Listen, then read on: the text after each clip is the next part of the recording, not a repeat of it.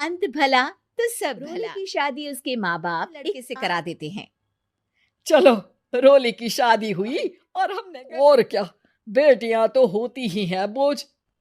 हाँ, पर अब क्या चिंता, तार तो दिया बोझ तुमने, वो लोग समझे। ससुराल में रोली का पति कहता है, देखो, मैं कोई काम नहीं करता, ये बात तुम्हारे मम्मी पापा को बता दी थी मैंने। अब जो किराया आता है दुकान का, उसी से घर का गुजारा करना है। कभी भूल से भी कोशिश ना करना किसी चीज की। क्या मम्मी पापा को पता था कि आपने कोई काम नहीं? और क्या, बड़ा अच्छे से पता था। उन लोगों को लगती थी, बोल रहे थे कि बस शादी कर लो। और कोई रोली को ये सुनकर बहुत गुस्सा आता है, लेकिन करती भी तो क्या, क्योंकि वो जानती थी कि उसके माता पिता ऐसे ही हैं।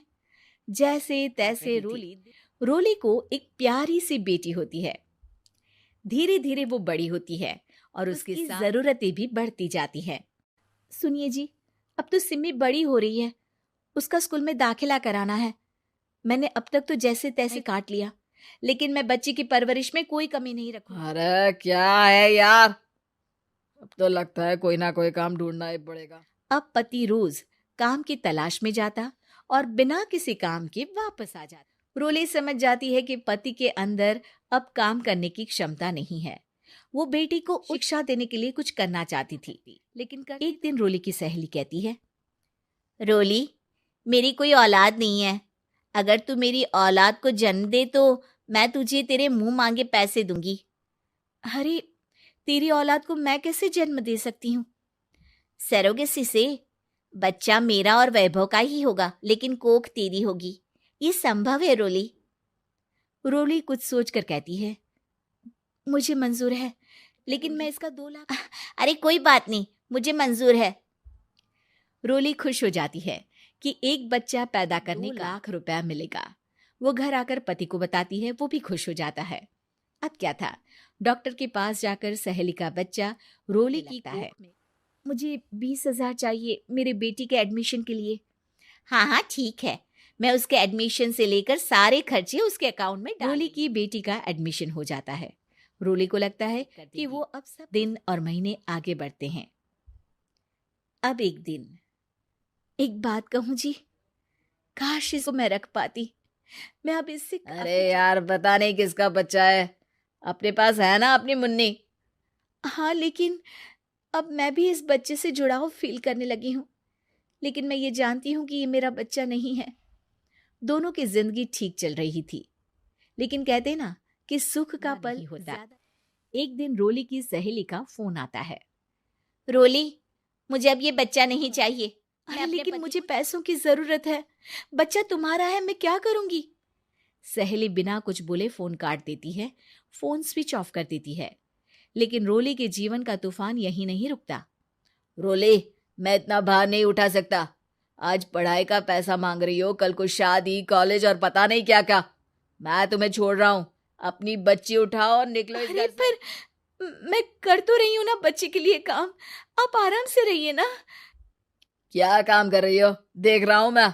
ये छोटा शहर है, यहाँ लोगों को बात बनाते। तो मैं क्या करूं? ज्यादा पढ़ी लिखी नहीं हूँ, कैसे घर के खर्चे चलाऊं? और आप तो काम करना ही नहीं। हाँ, ना चाहता हूँ और ना ही करूंगा। रोली को पति की बात पर काफी गुस्सा आ जाता है। ठीक है, अगर मेरे जीवन में संघर्ष ही लिखा है तो वही सही। इस वक्त पति होने के नाते आपको मेरा साथ देना चाहिए था, लेकिन नहीं, आपने तो इस हाल में मुझे घर से बाहर निकालने की बात। देखो, ये सारी फालतू की बातों के लिए वक्त नहीं है मेरे पास।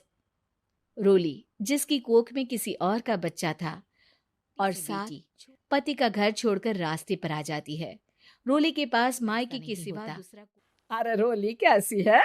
कितने दिनों के लिए आई है? हमेशा के लिए माँ, वो सारी बात बता देती है। ओए लड़की, इतनी हिम्मत का काम कर लिया। अरे ना ना, यहाँ कोई जगह नहीं है, तुम तो अपना बोरिया बिस्तर उठाओ और निकलो यहाँ से। रोली के पास अब मायके का रास्ता। वो चुपचाप बच्ची को लेकर जा रही थी कि उसे दर्द होता है और वो डॉक्टर के पास चली जाती है और फिर वहां वो एक प्यारे से बेटे को जन्म देती है।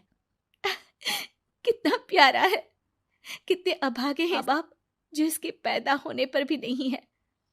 तभी वहां डॉक्टर आ जाती है। रोली बच्चे के पिता से मिलना चाहते हैं। आपका बहुत बहुत शुक्रिया। मैं इस बच्चे को पालूंगा, भले ही इसकी माँ ने इसे छोड़ दिया हो, पर मैं अपनी जिम्मेदारी निभाऊंगा। तो क्या आप मुझे इसके पैदा करने के लिए जिन पैसों की बात हुई थी वो भी देंगी? हाँ, और साथ ही आप चाहें तो मेरे घर में रहकर मेरे बच्चे की देखभाल भी कर सकती हैं। मैं उसके लिए आपको सैलरी दे दिया करूं। रोली को लगता है कि जैसे भगवान ने उसके लिए सुकून का रास्ता। वो अब मुकेश के साथ उसके घर चली जाती है, जहां रहकर वो उस बच्चे की देखरेख करती है। अब मुकेश के घर को रोली अच्छे से संभाल लेती है। उसके लिए खाना बनाने से लेकर बच्चों की देखभाल, और धीरे धीरे मुकेश को रोली से प्यार हो जाता है। रोली, तुम्हारी बेटी और मेरा बेटा बिल्कुल भाई की तरह साथ रहते हैं। हाँ, आखिर है तो एक ही कोख के बच्चे, अटैचमेंट तो होगा ही ना। रोली, तुमने घर और मुझे दोनों को संभाल लिया। ये तो मेरा काम है। आपने भी तो मुझे छत दी जिससे मैं अपनी बेटी की पढ़ाई और भविष्य के लिए पैसे जोड़ सकूं। अब क्या तुम मुझसे शादी करोगी? अब मैं जानता हूं तुम्हारी भी शादी कुछ खास अच्छी नहीं रही। रोली को मुकेश की बात ठीक लगती है। वो उसे हाँ बोलने की सोच ही रही होती है कि उसके पहले पति का फोन आ जाता है। रोली, मैं बहुत परेशान हूँ। मेरा एक्सीडेंट हो गया है। मैं चाहता हूँ तुम वापस आ जाओ। रोली को पुराने पति की चिंता होने लगती है। वो सोचती है कि वो क्या कर रही थी। हाँ हाँ ठीक है, मैं आ हाँ रही हूँ। रोली, आ जाओ, लेकिन बच्ची को कहीं हॉस्टल में छोड़कर आना, क्योंकि मैं नहीं चाहता कि हम लोगों के बीच फिर से वो सारी बातें हो। रोली को समझ आ जाता है कि पति आज भी सुधरा नहीं है।